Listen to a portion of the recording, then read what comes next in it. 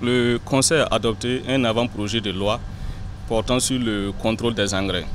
Il faut dire que la loi qui était là date de 2007 et présente actuellement beaucoup d'insuffisances dues au contexte national et international qui a beaucoup évolué.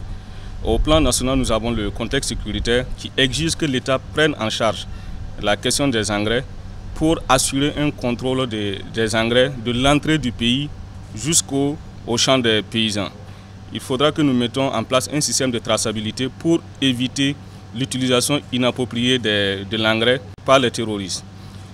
Également, de 2007 à maintenant, il y a eu le développement de plusieurs structures locales de fabrication d'engrais qui ne sont pas pris en charge par la loi de 2007 et il y a le développement de nouveaux types d'engrais, notamment les biofertilisants et l'engrais liquide qui ne sont pas également régulés.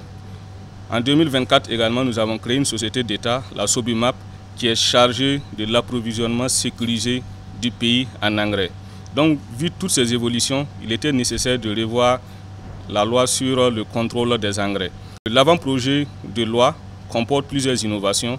D'abord, l'avant-projet de loi va prendre en compte tous les types d'engrais, que ce soit les engrais liquides, les engrais solides et les biofertilisants. L'avant-projet de loi également consacre la Sobimap comme la structure chargée de l'approvisionnement de l'engrais au Burkina. L'avant-projet de loi consacre le monopole de l'importation d'engrais au niveau du pays à la Sobimap qui deviendra désormais la seule structure habilitée à importer de l'engrais au niveau du Burkina Faso.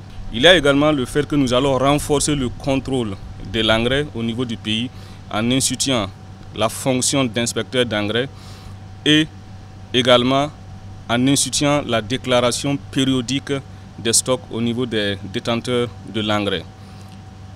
Également, les niveaux des sanctions ont été rehaussés, les sanctions administratives et les sanctions pénales, afin de lutter efficacement contre les fraudes au niveau de l'engrais. Donc, cet avant-projet de loi vise à approvisionner le pays en engrais de manière sécurisée et à des prix compétitifs pour nos paysans. Il faut dire que cet avant-projet de loi rentre dans le cadre de l'augmentation de notre production et également de la sécurisation de nos terres au niveau national. Le Burkina Faso est un pays d'élevage et pour profiter du maximum de notre potentiel d'élevage, nous devons mettre en place un système qui nous permet d'être un pays exportateur de viande, mais pas un pays exportateur d'animaux sur pied. Donc la situation de nos abattoirs actuellement, nous n'avons pas une structure centralisée de gestion. Nous avons des infrastructures qui sont vétustes, un mode de gestion qui est assez défaillant, ce qui nous a amené à créer l'agence Faso Abattoir.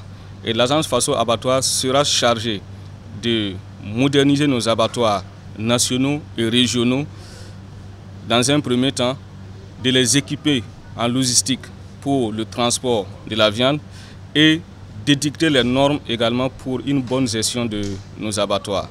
Il faut dire que actuellement, l'agence Faso Abattoir prend en compte uniquement que les abattoirs nationaux et régionaux, les aires d'abattage ne sont pas concernées, mais l'agence Faso Abattoir